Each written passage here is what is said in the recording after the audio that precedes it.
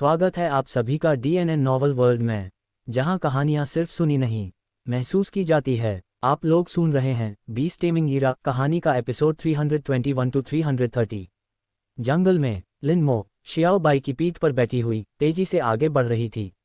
सीमा चौकी से काफी दूर निकल जाने के बाद उसने शियाओ बाई को याद किया और कुनपेंग को बुलाया और उस स्थान की ओर उड़ गया जहां क्रूर राक्षस एकत्रित हो रहे थे। कमांडर वांग ने पहले उल्लेख किया था कि विक्षिप्त राक्षसों का जमावड़ा स्थल सीमा चौकी से लगभग 50 किलोमीटर दूर था, इसलिए जानवरों के झुंड के करीब जाने से पहले उसे सुरक्षा के बारे में ज्यादा चिंता करने की जरूरत नहीं थी। 15 मिनट बाद संयोजन स्थल से लगभग 10 किलोमीटर दूर एक स्थान पर लिनमो ने कुनपेंग को वापस बुलाया और जुवानवु को आमंत्रित किया। फिर एक विचार के साथ वह शुवानवु के आंतरिक स्थान में प्रवेश कर गया और शुवानवु को आगे बढ़ने का संकेत दिया। दरअसल स्काउट के रूप में काम करने में उनके आत्मविश्वास का यही वास्तविक स्रोत था। शुवानवु के आंतरिक अंतरिक्ष में छिपा हुआ, जब तक वह स्वयं को प्रकट नहीं करता था तब तक कोई भी क्रूर जानवर उसकी उपस्थिति को महसूस नहीं कर सकता था। इस स्थिति में भले ही अन्य खूंखार जानवर जुवानवु को खोज लें, वे इसे केवल सभा में आने वाले एक अन्य जानवर के रूप में ही मानेंगे। इसके बारे में जानकारी जुटाना बहुत मुश्किल नहीं होना चाहिए। लगभग 10 मिनट बाद गर्जन, फुफकार, आओ लिनमो के कानों तक भयंकर राक्षस की दहाड़ें पहुंच रही थीं। उसने तुरंत शुवानवु की दृष्टि से बाहर देखा। सामने जंगल में जहां तक नजर जाती थी हर जगह खूंखार जानवरों की घनी भीड़ दिखाई देती थी। यहाँ खूंखार जानवरों की कई अलग अलग प्रजातियां थीं। उसने अपने दैनिक जीवन में जो कुछ भी देखा या सुना था वह लगभग सब कुछ यहाँ पाया जा सकता था। हालांकि वह इस समय जुवानवु के आंतरिक अंतरिक्ष में था। लिनमो घबराहट में आकर घबरा गई और उसने घबराकर निगल लिया। इतने सारे खूंखार राक्षसों के बीच अगर उसका पता चल गया तो उसकी मौत निश्चित और अपरिहार्य होगी। खुद को यथासंभव शांत करने के लिए गहरी सांस लेते हुए उसने उस क्रूर जानवर का ध्यानपूर्वक अवलोकन करना शुरू कर दिया। उन्हें जल्द ही एक पैटर्न का पता चल गया। हालांकि खूंखार राक्षसों का जमावड़ा अव्यवस्थित लग रहा था, लेकिन वास्तव में उन्हें पद के अनुसार व्यवस्थित किया गया था। उसके सबसे करीब प्रथम श्रेणी के निम्न श्रेणी के सैनिक थे। सबसे पहले क्रूर जानवर, फिर प्रथम श्रेणी के मध्यवर्ती स्तर, उसके बाद प्रथम श्रेणी के उन्नत स्तर, क्रम में व्यवस्थित। उन्होंने अनुमान लगाया कि प्रथम श्रेणी के खूंखार राक्षसों की संख्या लगभग 20,000 होनी चाहिए। फिर उसने जुवानवु को जानवरों के झुंड की परिधि के साथ साथ और गहराई में आगे बढ़ने का संकेत दिया। 15 मिनट बाद शुवानवु उस क्षेत्र में पहुंचा जहां दूसरे रैंक के सैनिक थे। खूंखार जानवरों का पता लगाया गया। दूसरे रैंक के कुल लोगों की संख्या विसियस बीस्ट्स की संख्या रैंक 1 की तुलना में काफी कम थी, लगभग 12,000 ही थे। हालांकि उनके बड़े आकार के कारण जब वे एक साथ एकत्रित होते थे तो उनके द्वारा घेरा गया क्षेत्र रैंक 1 के जानवरों द्वारा घेरे गए क्षेत्र से बहुत कम नहीं था। फिर शुवानवु आगे बढ़ता रहा। ये जल्द ही तीसरे स्थान पर पहुंच गया। क्रूर जानवर तीसरे स्थान की संख्या विसियस बीस्ट्स की संख्या लगभग 8,000 थी। फिर जैसे ही लिनमो ने जुवानवु को आगे बढ़ते रहने का इशारा किया, गर्जन 3 रैंक उन्नत आयरन बोन वुल्फ अचानक दहाड़ा और जुवानवु की ओर दौड़ पड़ा। क्या मेरी पहचान उजागर हो गई है? लिनमो की आंखें सिकुड़ गईं और उसका दिल तुरंत गले तक आ गया। उसने तो जुवानवु को हमले की तैयारी भी करवा दी थी, लेकिन उस क्षण आयरन बोन वुल्फ ने अपने कदम रोक दिए और जुवानवु के सामने आकर ठहर गया। फिर उसने अपना सिर एक तरफ झुकाते हुए जुवानवु पर दहाड़ मारी। इसका मतलब है कि यह जुवानवु को आगे नहीं बढ़ने देगा। लिनमो ने तुरंत प्रतिक्रिया दी और जुवानवु को मुड़ने और निम्न श्रेणी के क्षेत्र की ओर वापस जाने का संकेत दिया। पालतू जानवर ये देखकर आयरन बोन वुल्फ धीरे धीरे अपनी मूल स्थिति में लौट आया। क्या निम्न श्रेणी के लोगों को जाने देने से इनकार करना, क्या पालतू जानवरों का ये रवैया क्रूर जानवरों के बीच मौजूद सख्त पदानुक्रम के कारण है या इसके पीछे कोई और कारण है? लिनमो के दिमाग में विचारों का बवंडर चल रहा था। अफवाह है कि राजा स्तर क्रूर जानवर इंसानी भाषा बोल सकते हैं और यहाँ तक कि उच्चतर ओवरलॉर्ड स्तर वाले जानवर भी इंसानों से कम बुद्धिमान नहीं हो सकते हैं।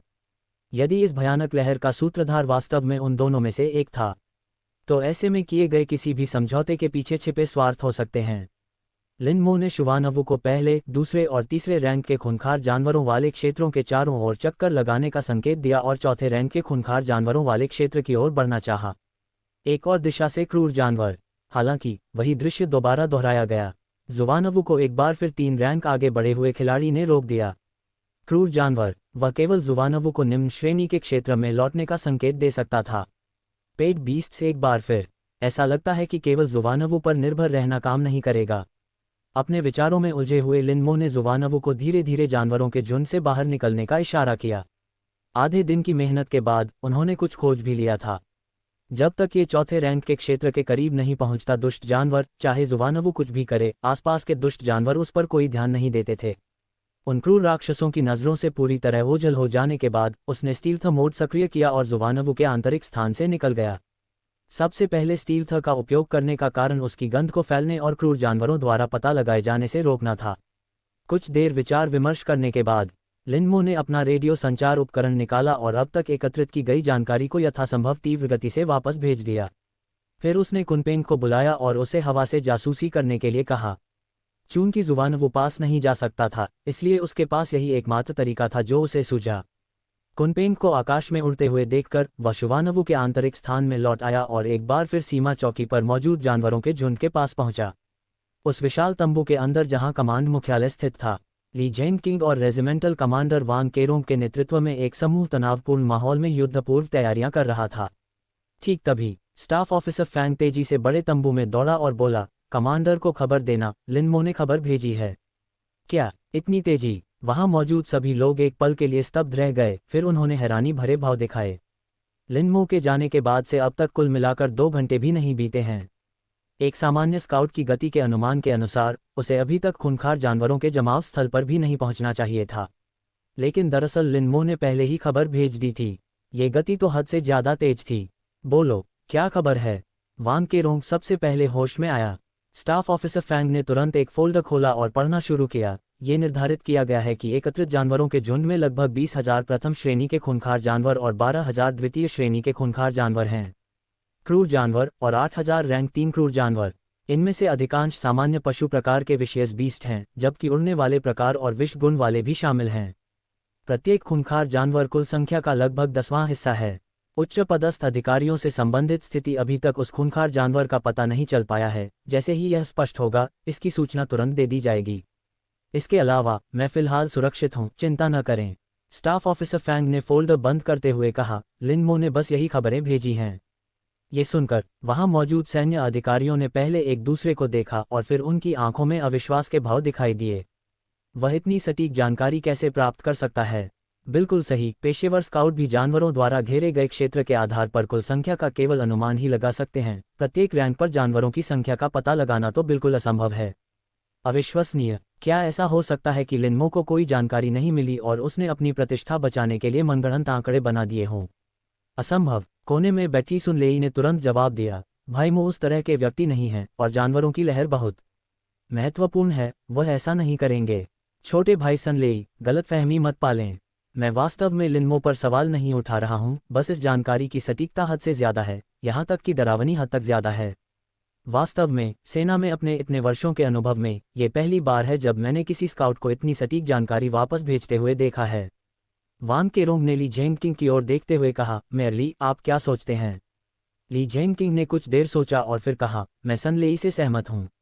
लिनमो एक परिपक्व युवक है, वह शेखी बघारने या अनुचित श्रेय लेने वाला व्यक्ति नहीं है, इसलिए मुझे लगता है कि यह जानकारी विश्वसनीय है। ऐसी स्थिति में लिनमो द्वारा भेजी गई जानकारी के अनुसार तुरंत रक्षात्मक तैनाती करें। वांग केरोंग खड़ा हो गया, उसकी आंखों में चमक थी। अगर लिनमो द्वारा भेजी गई जानकारी सचमुच सटीक है, तो वह निश्चित रूप से राक्षसी लहर के खिलाफ इस लड़ाई में हमारा सबसे बड़ा नायक है। जंगल के भीतरी भाग में राक्षसों के झुंड के किनारे पर जुवानवु वहां चुपचाप लेटी रही। हालांकि आंतरिक स्थान के अंदर लिनमो निष्क्रिय नहीं थी। वह अपनी छोटी सी आरामगाह पर पालथी मारकर बैठा था, आंखें बंद किए हुए एक आध्यात्मिक संबंध के माध्यम से कुनपेंग की स्थिति को देख रहा था। ब्लू स्टार पर सबसे तेज उड़ने वाले पालतू जानवरों में से एक होने के नाते कुनपेंग की दृष्टि असाधारण थी। सैकड़ों या हजारों मीटर की ऊंचाई से भी वह नीचे की स्थिति को स्पष्ट रूप से देख सकता था।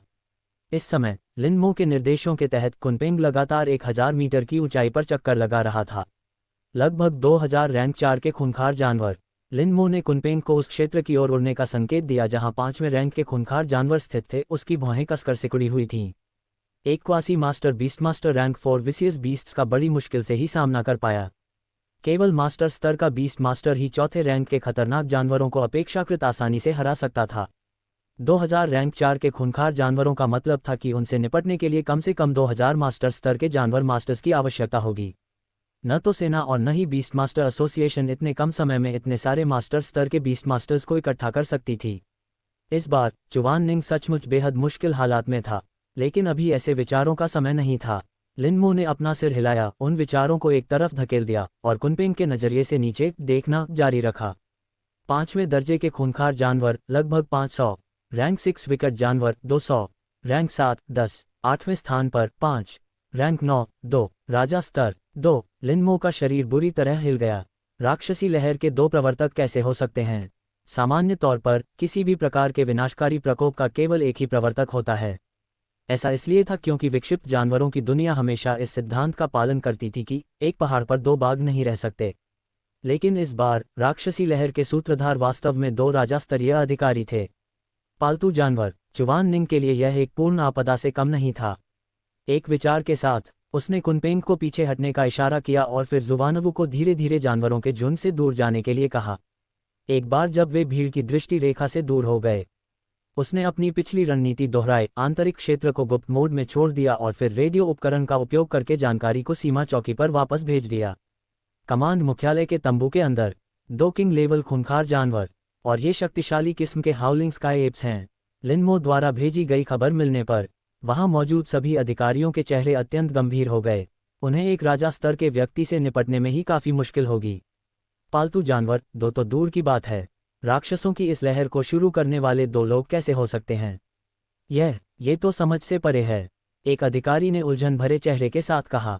कमांडर वांग ने कहा, सामान्य परिस्थितियों में केवल एक ही आरंभकर्ता होता है, लेकिन एक अपवाद है यदि आरंभकर्ताओं के पास उच्च बुद्धि हो और दोनों राजा स्तरीय हों। पालतू जानवर संभवतः एक जोड़ा हैं। बोलते हुए उन्होंने एक कड़वी मुस्कान दी। मुझे उम्मीद नहीं थी कि हमें इस तरह के अत्यंत दुर्लभ मामले का सामना करना पड़ेगा। 2 किंग लेवल पालतू जानवरों को संभालना उनकी क्षमता से बिल्कुल परे था। अगर दूसरे शहरों से भी सैनिक आ जाएं तो भी वे निश्चित रूप से स्थिति को संभाल नहीं पाएंगे। मेयर ली, रेजिमेंटल कमांडर वान केरोंग ने ली जेंगकिंग की ओर मुड़कर कहा, मैं तुरंत सैन्य उच्च कमान से अतिरिक्त बल का अनुरोध करूंगा। मुझे आपसे भी अधिकारियों से सहायता मांगने का अनुरोध करना होगा। 2 किंग लेवल को संभालने के लिए खतरनाक जानवरों के लिए हमें कम से कम 2 शीर्ष दिग्गज या 4 पौराणिक स्तर के खिलाड़ियों की आवश्यकता है। बीस्ट मास्टर्स, मुझे डर है कि सेना एक साथ इतने सारे लोगों को नहीं भेज पाएगी, चाहे वह टॉप लेजेंड हो या लेजेंडरी लेवल। बीस्टमास्टर समुदाय में वे फीनिक्स के पंखों या यूनिकॉर्न के सींगों की तरह ही दुर्लभ थे। इसके अलावा इस स्तर के बीस्टमास्टर्स पर अक्सर भारी जिम्मेदारियां होती थीं और उन्हें मनमाने ढंग से स्थानांतरित नहीं किया जा सकता था। ठीक है, मैं अभी फ़ोन करता हूँ, ली जेंगकिंग ने कहा और तुरंत उठकर तंबू से बाहर चला गया। उसी समय वान केरोंग ने एक विशेष रूप से एन्क्रिप्टेड मोबाइल फ़ोन निकाला और जानवरों के झुंड के किनारे पर स्थित एक नंबर डायल किया। शुवानवु एक बार फिर चुपचाप लेट गई। आंतरिक स्थान के भीतर लिनमो बाहर धीरे धीरे बढ़ते हुए उस खूंखार राक्षस को देख रहा था। उसे ऐसा लग रहा था मानो कोई विशाल पर्वत उसके दिल पर बोझ डाल रहा हो, अविश्वसनीय रूप से भारी। अभी अभी दूसरी बार जानकारी वापस भेजने के बाद उन्हें कमांड मुख्यालय से एक आदेश मिला जिसमें कहा गया था कि उनका मिशन पूरा हो गया है और अब वे पीछे हट सकते हैं। लेकिन काफ़ी सोच विचार करने के बाद उन्होंने ऐसा नहीं किया और वहीं रुकने का फैसला किया। एक और खूंखार राक्षसों की संख्या लगातार बढ़ रही थी। अधिक समय तक रुककर वह अधिक सटीक आंकड़े प्राप्त कर सकता था। दूसरी ओर वह सोच रहा था कि क्या वह कुछ और कर सकता है। हालांकि उन्होंने काफ़ी देर तक सोचा और उन्हें कुछ और ऐसा नहीं सूझा जो वे योगदान दे सकें। इतने विशाल राक्षसी झुंड का सामना करने पर उसकी व्यक्तिगत शक्ति बहुत सीमित थी। मेरी ताकत अभी भी बहुत कमज़ोर है, लिनमो ने बेबसी से अपना सिर हिलाया। अगर वह एक शीर्ष दिग्गज होते बीस्टमास्टर, वह जाकर उन 2 किंग लेवल के लोगों की हत्या कर सकता है। इस समय विशेष बीस्ट मौजूद है। जब तक वह उन दोनों दरिंदों को मार सकता था तब तक दरिंदों का ये सैलाब अपने आप ही समाप्त हो जाता। लेकिन अंततः ऐसी चीज़ तो वह सिर्फ एक सपना ही देख सकता था। हालांकि शायद मैं कुछ निचले दर्जे के लोगों को मार सकता हूँ। खूंखार जानवर, लिनमो के विचारों में बदलाव आया और अचानक उसे यह बात सूझी। हालांकि भीड़ बहुत बड़ी थी और कुछ को मारने से समग्र स्थिति में कोई खास बदलाव नहीं आएगा। वह जितने लोगों को मारेगा उतने ही कम क्रूर राक्षस चुवान निंग की ओर बढ़ेंगे। इसका कुछ न कुछ प्रभाव तो जरूर पड़ेगा, चाहे वह कितना भी छोटा क्यों न हो। इस बारे में सोचते हुए लिनमो ने तुरंत शुवानवु को झुंड के इलाके से चले जाने का इशारा किया। फिर उसने कुनपेंग को दोबारा छोड़ दिया और उसे हवा से यह पता लगाने के लिए छोड़ दिया कि किस दिशा से दुष्ट जानवर इस स्थान की ओर बढ़ रहे हैं। भीड़ के सामने अभिनय करना आत्मघाती होगा, लेकिन अभी भी आ रहे इन अलग थलग खूंखार राक्षसों से निपटने में वह काफ़ी आश्वस्त था। कुछ ही क्षण बाद कुनपेंग ने खबर भेजी। उसके सामने बाईं ओर 2 किलोमीटर की दूरी पर एक प्रथम श्रेणी का मध्यवर्ती खूंखार जानवर आ रहा था। बिना कुछ कहे लिनमो ने शुवानवू को उस दिशा में आगे बढ़ने और उससे मिलने का इशारा किया। कुछ मिनट बाद दोनों पक्षों की मुलाकात हुई। ये प्रथम श्रेणी का मध्यवर्ती स्तर था। Drill ground rat. लिनमो के निर्देशानुसार जुवानवू ने बिना किसी झिझक के तुरंत स्पेस क्लीविंग स्लैश से हमला कर दिया। उसी समय उसने अपनी पूंछ को घुमाया और पूंछ के अंत में स्थित सांप के सिर ने अपना मुंह खोलकर ड्रिल ग्राउंड रैट को जोर से काट लिया। फुफकार। ड्रिल ग्राउंड रैट ने फुफकारा और हमला करने ही वाला था। अपनी इच्छाशक्ति के एक झटके से लिनमो शुवानवू की पीठ पर प्रकट हो गया। फिर अगले ही पल ज़ियाओ बाई की आकृति ड्रिल ग्राउंड रैट के बगल में प्रकट हुई और उसने तुरंत वाटर ब्लेड से हमला कर दिया। शश। एक हल्की सी आवाज के साथ वाटर ब्लेड ने पलक झपकते ही ड्रिल ग्राउंड रैट की गर्दन को काट दिया। जैसे ही बड़ी मात्रा में खून बह निकला, ड्रिल ग्राउंड रैट का शरीर कांपने लगा और धीरे धीरे जमीन पर बेजान होकर गिर पड़ा और उसमें जीवन के सभी लक्षण खत्म हो गए। लिटिल बाय और वाटर ब्लेड अचानक ही प्रकट हो गए थे, उसे प्रतिक्रिया करने का समय ही नहीं मिला। तत्काल मारा। लिनमो के होंठों के कोने पर हल्की सी मुस्कान आ गई। पहले भले ही वह दोनों पालतू जानवरों को एक साथ भेज देता, तब भी वह एक रैंक के मध्यवर्ती दुश्मन को तुरंत नहीं मार पाता। क्रूर जानवर। अब इसके दो कारण थे जिनकी वजह से वह ऐसा कर सका। सबसे पहले लिटिल बाई परिपक्वता के अंतिम चरण में पहुंच चुकी थी। दूसरे, लिटिल बाई की कौशल दक्षता महारत के स्तर तक पहुंच गई थी। लिटिल बाई की इस हालत में ऊपर से एक शीर्ष स्तर के मध्यवर्ती खिलाड़ी का सामना करना तो और भी मुश्किल है।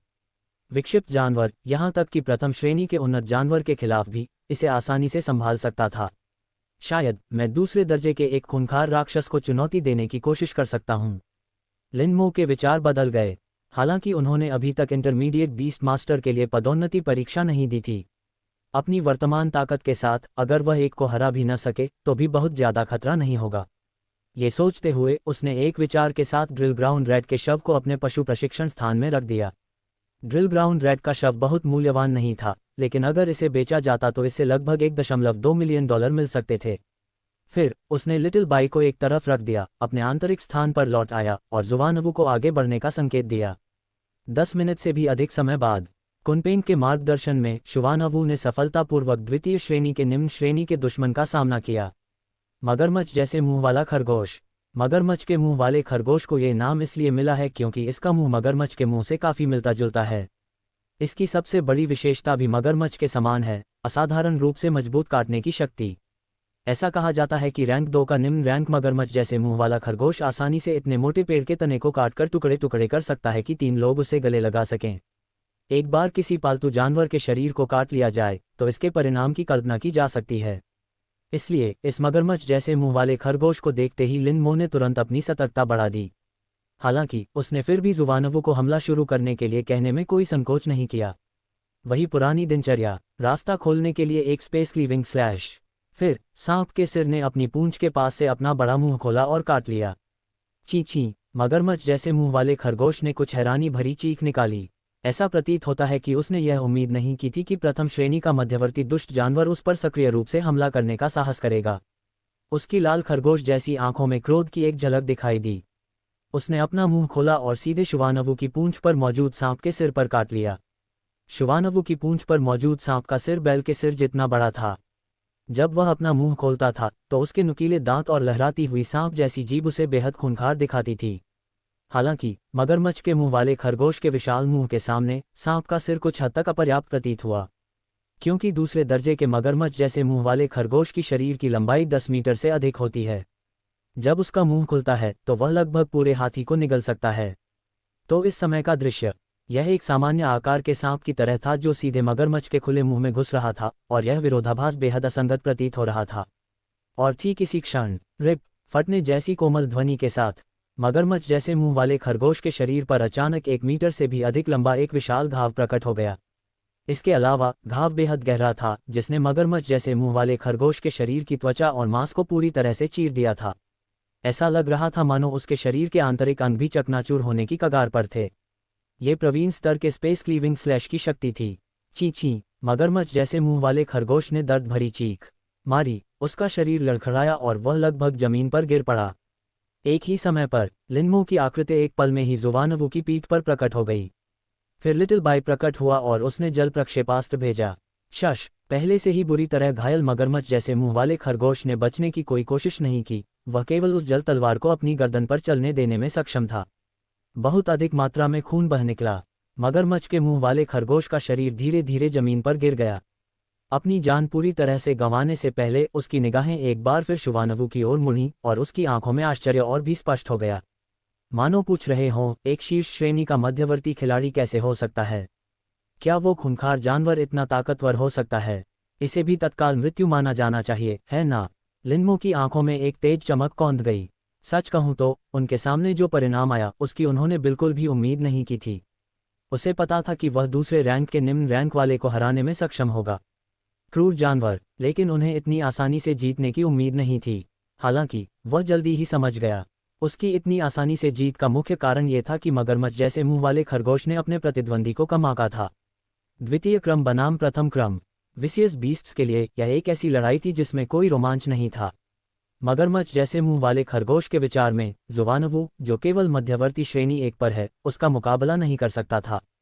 इसलिए जुवानवु के हमले का सामना करते हुए उसने सीधे तौर पर बचने या चकमा देने के बजाय आमने सामने की लड़ाई और क्रूर बल का प्रयोग करने का विकल्प चुना। ये तरीका अन्य प्रथम श्रेणी के पालतू जानवरों के खिलाफ प्रभावी हो सकता है, लेकिन शुवानवु के खिलाफ ये पूरी तरह से बेकार साबित हुआ, क्योंकि जुवानवु अंतरिक्ष तत्व से संबंधित है और एक अंतरिक्ष तत्व से संबंधित जानवर है जिसने अंतरिक्ष विखंडन / में महारत हासिल कर ली है। स्पेस क्लीविंग / वाटर ब्लेड जैसी स्किल्स से अलग है। जब वाटर ब्लेड हमला करता है तो भागने की प्रक्रिया शुरू हो जाती है। वाटर ब्लेड के लिए यह उड़ान प्रक्रिया वास्तव में एक चार्जिंग प्रक्रिया भी है। वाटर ब्लेड की आक्रमण सीमा के भीतर जितनी तेजी से और जितनी देर तक यह उड़ता है, वाटर ब्लेड की आक्रमण शक्ति उतनी ही अधिक बढ़ जाती है। लेकिन स्पेस क्लीविंग / अलग है। इसका सिद्धांत लक्ष्य के क्षेत्र में मौजूद स्थान पर सीधे हमला करना है, जिससे उस स्थान को ही फाड़कर लक्ष्य को नुकसान पहुंचाया जा सके। इसका मतलब यह है कि जब तक कोई अंतरिक्ष को फटने से नहीं रोक सकता, स्पेस क्लीविंग / के सामने कोई भी रक्षात्मक उपाय एक मजाक साबित होगा। मगरमच्छ जैसे मुंह वाले खरगोश को साधारण पालतू जानवरों के लिए उपयुक्त तरीकों का इस्तेमाल करने की कीमत चुकानी पड़ी, क्योंकि उसने अंतरिक्ष तत्व के खिलाफ ऐसा किया था। पालतू जानवर। मगरमच्छ जैसे मुंह वाले खरगोश के शव को सुरक्षित रखकर लिनमो अपने आंतरिक स्थान पर लौट आया और जुवानवु को आगे बढ़ने का आदेश दिया। 2 घंटे बाद धड़ाम, दूसरे दर्जे का मध्यवर्ती विक्षिप्त जानवर धीरे धीरे जमीन पर गिर पड़ा। लिनमो ने मुस्कुराते हुए शव को एक तरफ रख दिया, फिर चुपचाप कुछ गणनाएं की। इन 2 घंटों में उसने कुल 9 खूंखार जानवरों को मार डाला था। इनमें से एक प्रथम श्रेणी का निम्न श्रेणी का था, 6 द्वितीय श्रेणी के निम्न श्रेणी के थे और 2 द्वितीय श्रेणी के मध्यवर्ती श्रेणी के थे। ग्रेट जिया मॉल के खरीद मूल्य के आधार पर गणना करने पर इन खूंखार जानवरों के शवों का कुल मूल्य लगभग 22 मिलियन था। 2 घंटे में 22 मिलियन, छी छी। लिनमो आश्चर्य से अपनी जीभ चटकाने से खुद को रोक नहीं पाया। ये कार्यकुशलता सचमुच कुछ हद तक डरावनी थी। इस गति से गणना करने पर उसे ली जियान को बकाया 300 मिलियन से अधिक की राशि चुकाने के लिए पर्याप्त कमाई करने में केवल लगभग 40 घंटे लगेंगे। बिल्कुल, उसकी इतनी तेज गति का कारण भी मौजूदा विशेष परिस्थितियों से जुड़ा हुआ था। सामान्य परिस्थितियों में द्वितीय श्रेणी के खूंखार जीव इतने सघन रूप से एकत्रित नहीं होते। दुर्भाग्यवश मुझे अब वापस जाना होगा। लिनमो ने कुछ हद तक लाचारी से अपना सिर हिलाया। वह पहले ही 2 घंटे से राक्षसों के झुंड से दूर था। इतने लंबे समय में राक्षसों के झुंड में कुछ नए घटनाक्रम घटित हो सकते थे। इसलिए हालांकि वह वास्तव में पैसा कमाना जारी रखना चाहता था, लेकिन मौजूदा स्थिति में बुद्धिमत्ता स्पष्ट रूप से अधिक महत्वपूर्ण थी। तुरंत ही उसे शून्य क्षेत्र में कुनपेंग के चक्कर लगाने की याद आई। फिर वह अपने आंतरिक स्थान पर लौट आया और जुवानवु को जानवरों के झुंड के आसपास के क्षेत्र में वापस जाने का आदेश दिया। लेकिन इस बार जैसे ही जुवानवु जानवरों के झुंड के पास लौटा, उस पर एक विशाल शक्तिशाली दबाव छा गया। उन पर एक भयावह दमनकारी शक्ति टूट पड़ी। अपनी आध्यात्मिक इंद्रिय के माध्यम से लिनमो ने तुरंत शुवानवु के भय को भांप लिया। ये भय आत्मा से ही उत्पन्न हुआ था। इससे अनायास ही लिनमो को किंग्युआन अकादमी में उस समय के प्रथम वर्ष के जंगली प्रशिक्षण की याद आ गई।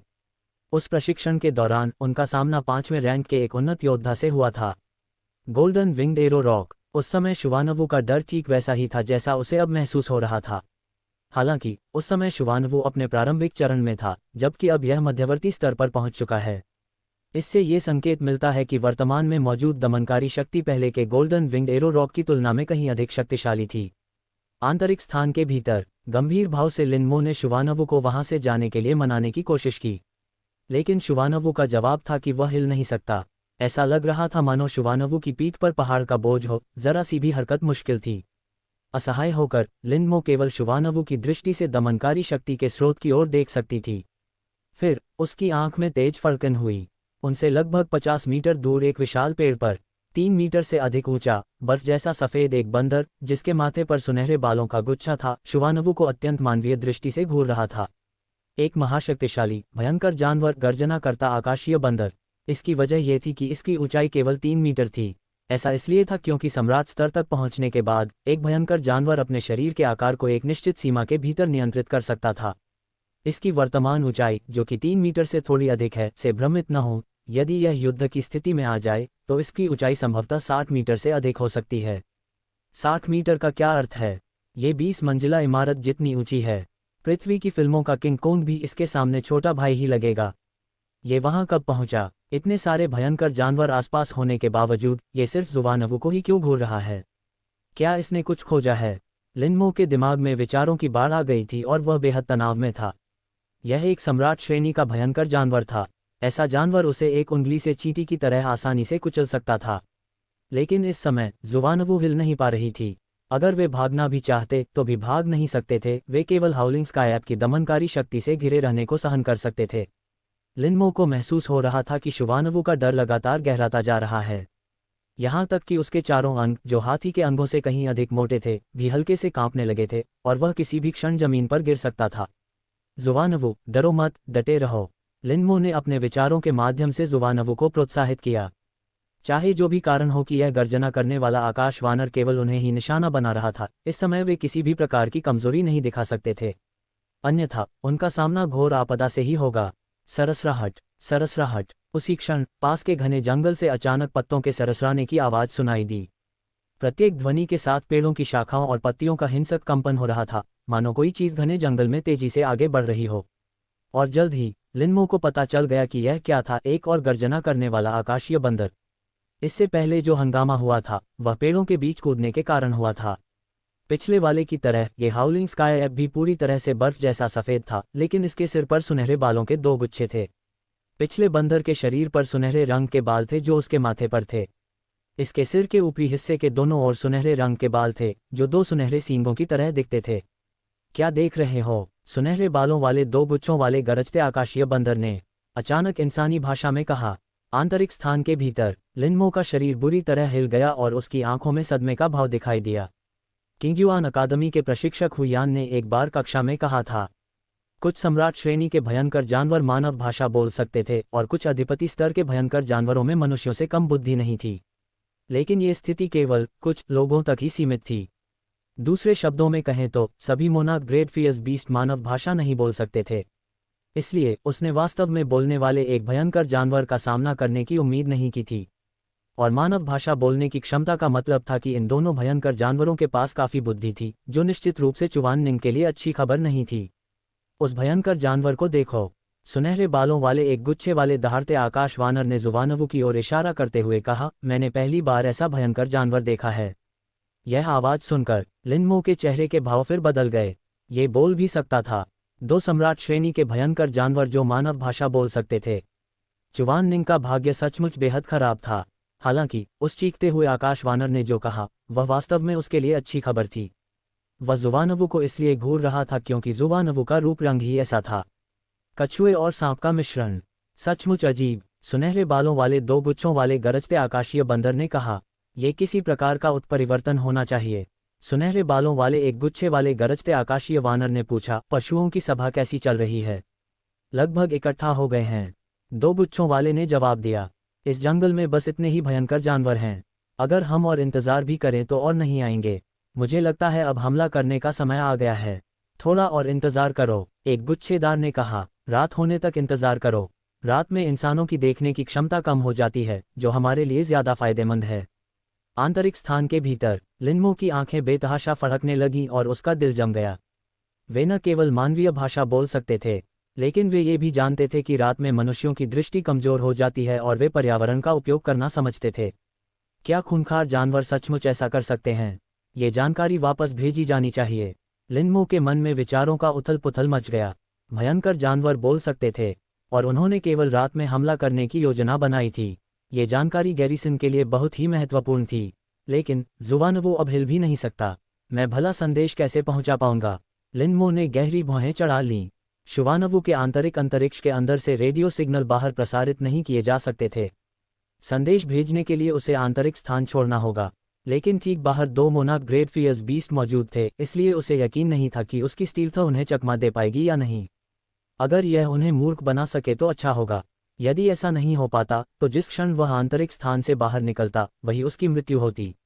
इस बारे में सोच रहा हूँ। लिनमो ने अपने ब्रेसलेट पर समय देखा। अब शाम के 5 बज चुके थे। सूर्यास्त होने में लगभग 2 घंटे शेष थे। मुझे उम्मीद है कि ये दोनों खूंखार जानवर कुछ समय बाद चले जाएंगे। लिनमो ने फिलहाल धैर्यपूर्वक इंतजार करने का फैसला किया। लेकिन 5 मिनट बीत गए, 10 मिनट बीत गए, आधा घंटा बीत गया। वे दोनों हाउलिंग स्काई एप्स पेड़ की शाखा पर बस खड़े रहे, कभी कभार बातें करते रहे और वहां से जाने का उनका कोई इरादा नहीं दिखा। हालांकि आधे घंटे तक अवलोकन करने के बाद लिनमो ने भी कुछ देखा। 2 हाउलिंग स्काई एप्स में से सुनहरे फर का एक गुच्छा वाला एप नेता था जो सभी निर्णय लेता था। दूसरा व्यक्ति सेना में दूसरे नंबर का अधिकारी था जो नेता के आदेशों का आज्ञाकारी रूप से पालन करता था। वे हमले शुरू करने तक यही नहीं रुकेंगे, है ना? लिनमो के चेहरे पर गंभीरता थी। लगभग 20 मिनट पहले ही उन दोनों गर्जना करने वाले आकाश वानरों ने जुवानवु पर ध्यान देना बंद कर दिया था।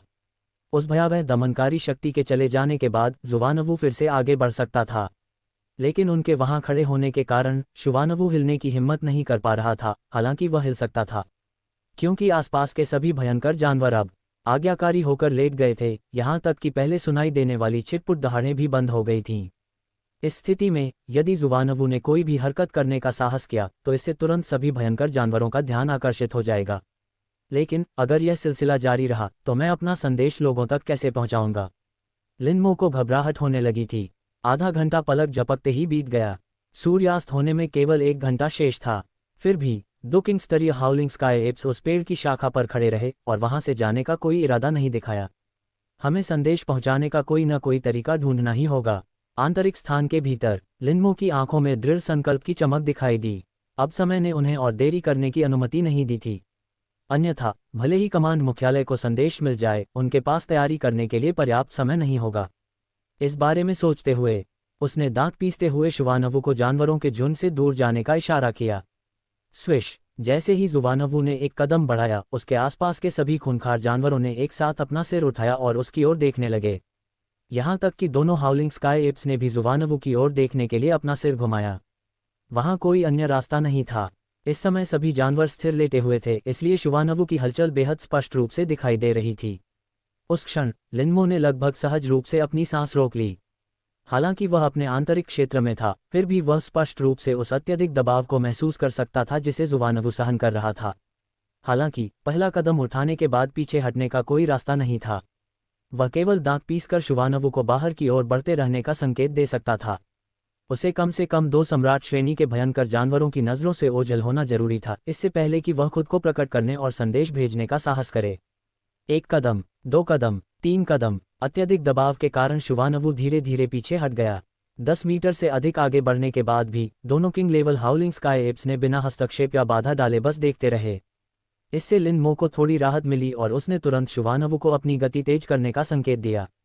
उसे यह नहीं पता था कि 2 हाउलिंग स्काई एप्स इस समय धीमी आवाज में बातचीत कर रहे थे। हम दोनों के यहाँ खड़े होने के बावजूद ये हिलने की हिम्मत कर रहा है। ये जानवर वाकई असाधारण है। सुनहरे बालों के 2 गुच्छों वाले दहाड़ते आकाशीय बंदर ने कुछ आश्चर्यचकित होते हुए कहा। न केवल असाधारण बल्कि इसके कार्य भी बहुत ही असामान्य हैं। सुनहरे बालों के एक गुच्छे वाले दहाड़ते आकाशीय बंदर ने कहा। अभी सभी जानवर शांत लेटे हुए हैं। अगर यह समझदार होता तो इसे भी ऐसा ही करना चाहिए था। फिर भी इसने ठीक इसी क्षण हरकत करने का फैसला किया। आपको क्या लगता है ऐसा क्यों है? 2 पूंछ वाले गर्जना करते आकाशीय वानर ने कहा। मुझे नहीं पता। क्या मुझे उसका पीछा करके देखना चाहिए? एक गुच्छेदार गरजते आकाशीय वानर ने एक पल सोचा और अपना सिर हिलाया। छोड़ो इसे, तुम पीछे गश्त करो, रात होने वाली है। सभी जानवरों को जल्दी से आराम करने दो और हमले की तैयारी करो। 2 गुच्छों वाला हाउलिंग स्काई एप ने सिर हिलाया और पेड़ों के बीच से छलांग लगाकर दूर चला गया। एक गुच्छेदार हाउलिंग स्काई एप ने उस दिशा में देखा जिधर से जुवानवु गया था। उसकी आंखों में एक विचारशील चमक दिखाई दी, लेकिन जल्द ही इसने शुवानवु पर ध्यान देना बंद कर दिया और इसके बजाय अन्य दिशाओं में देखने लगा। आसपास के खूंखार जानवर जहां भी उनकी नज़र पड़ती, सहज रूप से अपना सिर नीचे कर लेते और अपने शरीर को जमीन से और भी कसकर चिपका लेते। दो दहाड़ते आकाश वानरों की नज़र से बच निकलने के बाद लिनमो ने स्वयं को गुप्त अवस्था में आंतरिक स्थान छोड़ने के लिए दृढ़ संकल्पित किया। फिर उसने कुनपेंग को बुलाया और उसे निगरानी के लिए हवा में चक्कर लगाने का निर्देश दिया, जबकि उसने खुद रेडियो उपकरण निकाला और संदेश भेजना शुरू कर दिया। एक पल के बाद संदेश भेज दिया गया। तभी लिनमो ने राहत की सांस ली, मानो उसके ऊपर से कोई भारी बोझ हट गया हो। फिर वह आंतरिक अंतरिक्ष में पुनः प्रवेश कर गया और जुवानवु को जानवरों के झुंड के पास लौटने का संकेत दिया। हालांकि उसे पहले ही वह सबसे महत्वपूर्ण जानकारी मिल चुकी थी जिसकी उसे जरूरत थी। उसका अभी जाने का कोई इरादा नहीं था। उनकी वर्तमान शारीरिक क्षमता को देखते हुए यदि वे अभी लौटते हैं तो शायद वे युद्ध में भाग लेने के योग्य भी नहीं होंगे। लेकिन राक्षसों के झुंड के भीतर रहकर वह लगातार कमांड मुख्यालय को नवीनतम खुफिया जानकारी भेज सकता था। इसलिए उनका वहां रहना वापसी से कहीं अधिक महत्वपूर्ण था। कमांड मुख्यालय तंबू के अंदर अधिकारियों का समूह अभी भी व्यवस्था करने और तैनाती करने में व्यस्त था। हालांकि उन्होंने पहले से ही कई जवाबी उपाय तैयार कर रखे थे। भयंकर लहर का सामना करते हुए और संभवतः मध्यम स्तर की लहर का सामना करते हुए किसी भी प्रकार की तैयारी को अत्यधिक नहीं माना जा सकता है। ठीक उसी क्षण स्टाफ ऑफिसर फैंग उत्तेजित भाव से तंबू में दौड़ते हुए दाखिल हुए। रिपोर्ट कर रहा हूं, रेजिमेंटल कमांडर लिनमो ने एक नया संदेश भेजा है। वान केरोंग की आंखें चमक उठीं। इसे जल्दी पढ़ो। जी हाँ, स्टाफ ऑफिसर फैंग ने तुरंत फोल्डर खोला और पढ़ना शुरू किया। जांच से पता चलता है कि दोनों राजा स्तरीय आकाश में दहाड़ने वाले बंदर इंसानी भाषा बोल सकते हैं। क्या? स्टाफ ऑफिसर फैंग के मुंह से ये शब्द निकलते ही अधिकारियों में से किसी ने हैरानी से चीख मारी। अन्य लोगों के चेहरे भी अत्यंत गंभीर हो गए। दो किंग लेवल विशियस बीस्ट्स पहले से ही उन पर भारी दबाव बना रहे थे। दो किंग लेवल विक्षिप्त जानवर मानवीय भाषा बोलने में सक्षम था। यह अब केवल दबाव का मामला नहीं था, ये व्यावहारिक रूप से उन्हें बता रहा था कि उनका विनाश निश्चित है। वान केरोंग की आंखों में भी अभूतपूर्व गंभीरता का भाव दिखाई दिया। हालांकि उसने फिर भी स्टाफ ऑफिसर फैंग की ओर देखा। आगे पढ़ते रहिए। जी हाँ, स्टाफ ऑफिसर फैंग ने आगे पढ़ना जारी रखा।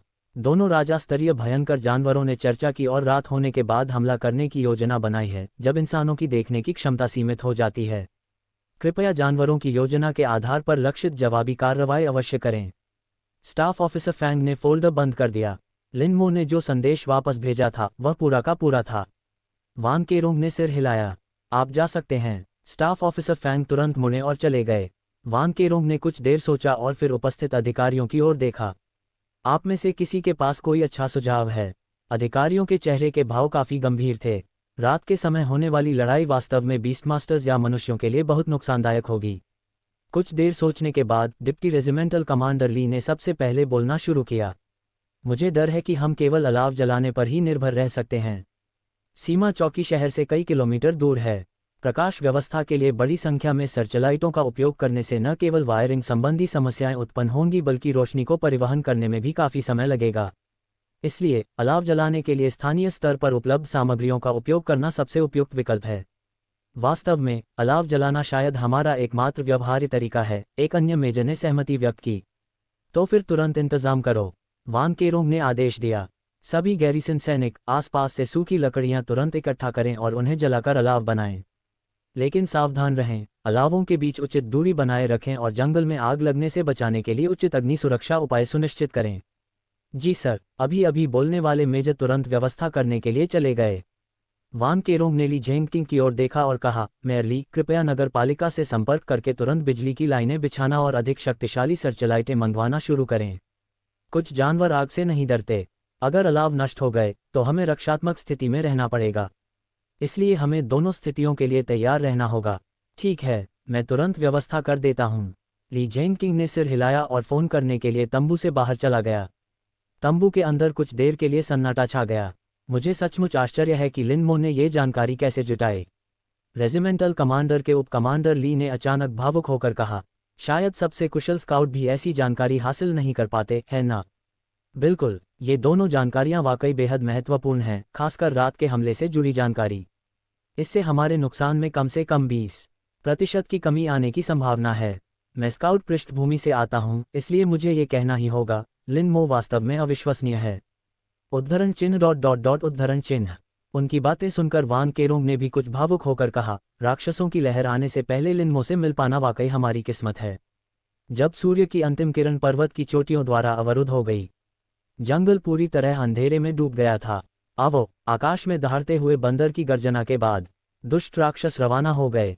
यह उस दृश्य से बिल्कुल अलग था जिसमें हजारों जानवर भगदड़ मचा रहे थे, जैसा कि लिन मो ने कल्पना की थी। उस क्रूर जानवर ने एक भी आवाज नहीं की और चुपचाप चुवाननिंग की ओर चलने लगा। हालांकि वह जल्दी ही समझ गया, इसका कारण शारीरिक शक्ति को बचाना था। जिस स्थान पर राक्षसों का झुंड इकट्ठा हुआ था वह सीमा चौकी से 50 किलोमीटर दूर था। यदि वे अभी हमला करते तो सीमा चौकी तक पहुंचने तक उनकी शारीरिक शक्ति लगभग पूरी तरह समाप्त हो जाती। इसलिए अगर कोई अप्रत्याशित घटना न हो तो जानवरों का झुंड तभी भगदड़ मचाना शुरू करेगा जब वे सीमा चौकी के करीब होंगे। अगर ऐसा है तो शायद हम पहले से कुछ कर सकते हैं। लिन मो के मन में विचारों का मंथन चल रहा था और फिर उसने जुवानवु को चारों ओर देखने का इशारा किया। ये पुष्टि करने के बाद कि दोनों हाउलिंग स्काई एप्स आसपास नहीं थे, उसने अपना इरादा बदल दिया और चुपके से जुवानवु के कवच पर प्रकट हो गया। उसने फिर से चारों ओर देखा, लेकिन उसे अभी भी दो गर्जना करते आकाशीय बंदर दिखाई नहीं दिए। तभी वह विमान के खोल पर औंधे मुंह लेट गया, रेडियो उपकरण निकाला और संदेश भेजना शुरू कर दिया। उन्हें लेटना इसलिए पड़ा क्योंकि रेडियो उपकरण की लंबाई 20 सेंटीमीटर से अधिक थी। यदि वह स्टील्थ का उपयोग करते समय इसे अपने हाथ में रखता तो वस्तु दिखाई देने लगती। अगर वह लेटकर इसे कछुए के खोल पर रख देता तो यह इतना ध्यान आकर्षित नहीं करता। जल्द ही संदेश भेज दिया गया। लिन मो ने बाहर ज्यादा देर रुकने की हिम्मत नहीं की और तुरंत आंतरिक अंतरिक्ष कमांड मुख्यालय लौट आए। स्टाफ ऑफिसर फैंग सीधे तंबू में घुस गए। रेजिमेंटल कमांडर लिन मो से ताज़ा खबर। इसे पढ़ो। रेजिमेंटल कमांडर वान केरोंग की आवाज़ दृढ़ और शक्तिशाली थी। स्टाफ ऑफिसर फैंग ने फोल्डर खोला। बीस्ट टाइड ने 5 मिनट पहले हमला किया था, लेकिन वे हमला नहीं कर रहे हैं, वे पैदल ही चुवाननिंग की ओर बढ़ रहे हैं। मेरा अनुमान है कि जब बीस्ट टाइड चुवाननिंग से ज़्यादा दूर नहीं होंगे तब वे हमला शुरू कर सकते हैं। मेरा सुझाव है कि कुछ फायर ब्रेक बनाने के लिए लैंप ऑयल का इस्तेमाल किया जाए, इससे विकसियस बीस्ट्स के हमले की संरचना बाधित हो सकती है। स्टाफ ऑफिसर फैंग ने पढ़ना समाप्त किया और फोल्डर बंद कर दिया। रेजिमेंटल कमांडर वान केरोंग के चेहरे पर एक दुर्लभ मुस्कान दिखाई दी। इस लड़के ने न केवल महत्वपूर्ण खुफिया जानकारी जुटाई, बल्कि उसने हमें जवाबी कार्रवाई का पता लगाने में भी मदद की। डिप्टी रेजिमेंटल कमांडर ली ने भी अपनी राय व्यक्त करते हुए कहा, और मुझे ये स्वीकार करना होगा कि इस लड़के द्वारा सुझाया गया जवाबी उपाय वास्तव में प्रभावी है।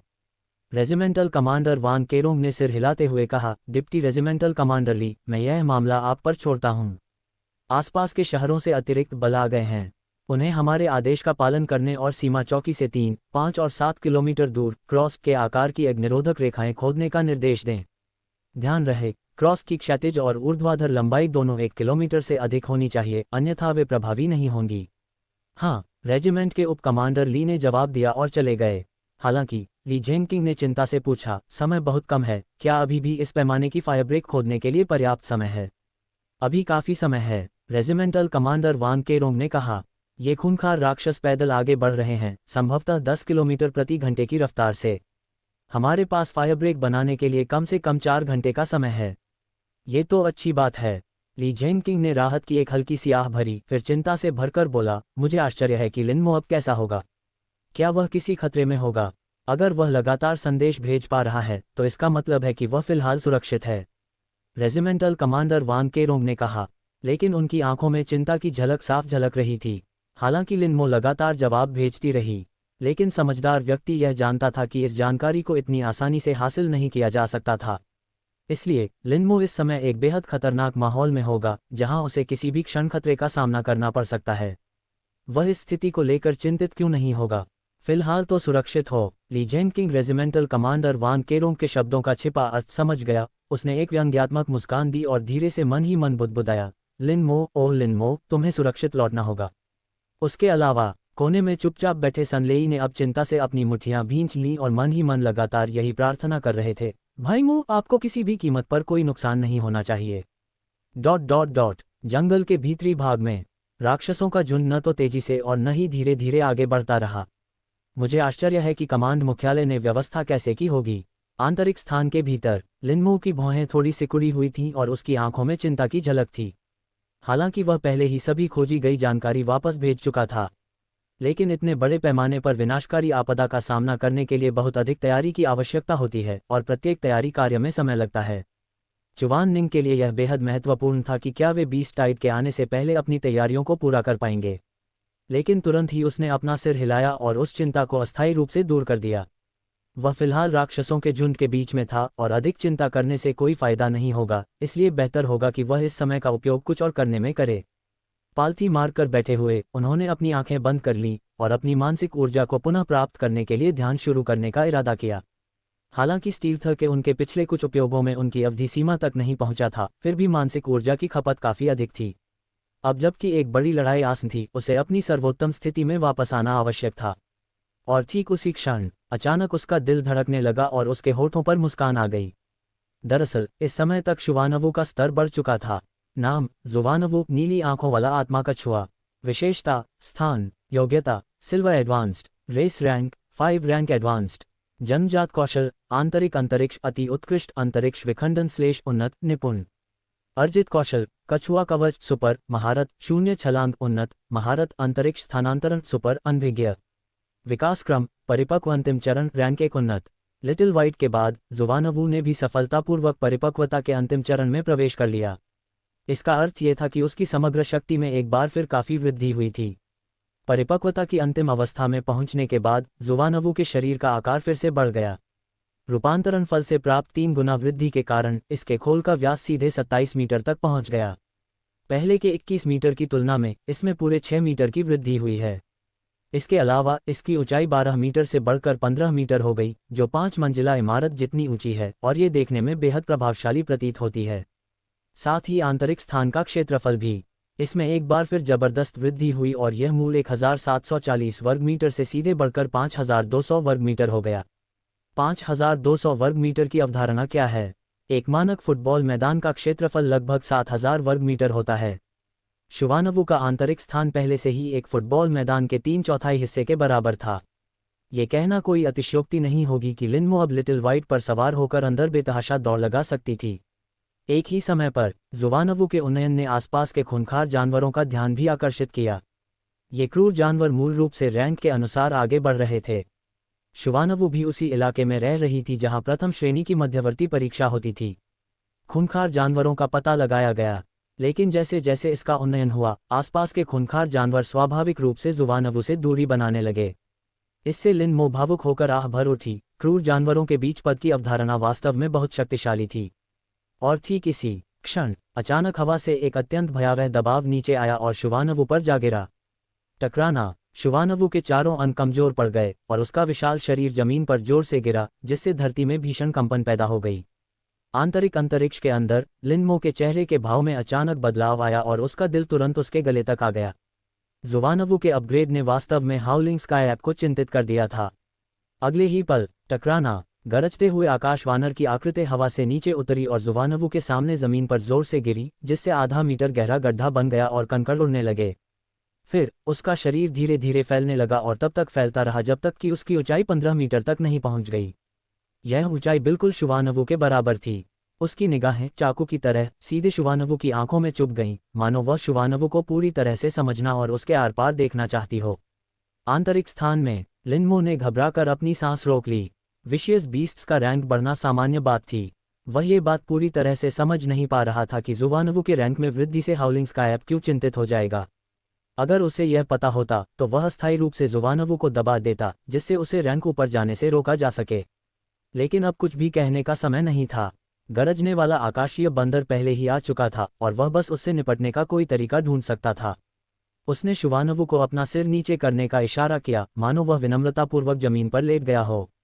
दूसरी ओर लिनमो ने शुवानवु की पूंछ पर मौजूद सांप जैसी आंखों के जरिए बाहरी स्थिति का अवलोकन किया। शुवानवु के रूपांतरण के बाद सर्प के सिर की आंखें बाहरी दुनिया को देख सकती थीं। बात सिर्फ इतनी थी कि उसने पहले कभी इसका इस्तेमाल नहीं किया था। फिर लिनमो ने पाया कि जमीन पर केवल शुवानवु ही नहीं लेटी थी। शुवानवु से 100 मीटर के दायरे में मौजूद सभी खूंखार जानवर जमीन पर कांपते हुए पड़े थे। इससे पता चलता है कि हाउलिंग स्काई ऐप की धमकाने की शक्ति कितनी प्रबल थी। तुम बहुत अच्छे हो। 2 मिनट तक जुवानवु पर टकटकी लगाए रहने के बाद गरजते हुए आकाश वानर ने अचानक कहा। आंतरिक स्थान में मौजूद लिनमो थोड़ा चौंक गई। तो तुमने इतनी देर तक सिर्फ यही कहने के लिए घूरा? तुमने तो मुझे लगभग मौत के घाट ही उतार दिया था। फिर उसने अपनी सांप जैसी आंखों से देखा कि गर्जना करने वाले आकाश वानर ने एक हाथ उठाया और धीरे से जुवानवु के कवच को थपथपाया। बूम बूम, शंख से एक धीमी सी आवाज आई। इसका अर्थ क्या है? लिनमो थोड़ी असमंजस में थी। लेकिन इस क्षण उसे अचानक तीव्र उत्तेजना का अनुभव हुआ। ये शुवानवु का उत्साह था। लिनमो थोड़ा चौंक गया, फिर उसे एहसास हुआ कि गरजते हुए आकाश वानर द्वारा खोल को थपथपाने की क्रिया के साथ ऊर्जा का एक प्रवाह शुवानवु के शरीर में प्रवेश कर गया था। वह ऊर्जा बहुत प्रबल नहीं थी, लेकिन उसकी गुणवत्ता बहुत उच्च थी। उस भावना को कैसे व्यक्त किया जाए? ऐसा लगा मानो साधारण हवा से भरी बोतल में अचानक कुछ शुद्ध ऑक्सीजन मिला दी गई हो, जिससे हवा में ऑक्सीजन की मात्रा में तेजी से वृद्धि हुई हो। इतना अधिक कि इस समय शुवानवु लगभग ऑक्सीजन के नशे में थी। लेकिन इस तरह की ऑक्सीजन की अधिकता जुवानवु के लिए एक बड़ा सौभाग्य साबित हुई, क्योंकि लिनमो को स्पष्ट रूप से महसूस हो रहा था कि जुवानवु की शक्ति तेजी से बढ़ रही थी। ऐसा लगा मानो अचानक उसके दिमाग में एक प्रोग्रेस बार दिखाई देने लगा हो। वह प्रगति का पैमाना लगातार ऊपर चढ़ता हुआ देख सकता था। 20%, 40%, 60%, 0.95%, 99%, 100%। बूम! शुवानवु का शरीर अचानक कांप उठा। फिर लिनमो ने देखा कि शुवानवु का आंतरिक स्थान 5200 वर्ग मीटर से बढ़कर 15600 वर्ग मीटर हो गया। एक फुटबॉल मैदान से भी कम आकार से बढ़कर ये 2 फुटबॉल मैदानों से भी अधिक बड़ा हो गया। एक ही समय पर शुवानवु का आकार एक बार फिर तेजी से बढ़ गया। रूपांतरण फल के 3 गुना प्रभाव के तहत खोल का व्यास सीधे 33 मीटर तक बढ़ गया और खोल का उच्चतम बिंदु जमीन से 18 मीटर ऊपर पहुंच गया। उसकी सांप जैसी पूंछ भी फिर से मोटी और लंबी हो गई, जिससे वह शुवानवु के आसपास के हर कोने पर हमला करने में सक्षम होने के लिए एकदम सही अनुपात बनाए रख सका। इसकी रैंकिंग फिर से बढ़ गई। लिनमो अपनी हंसी नहीं रोक पाए।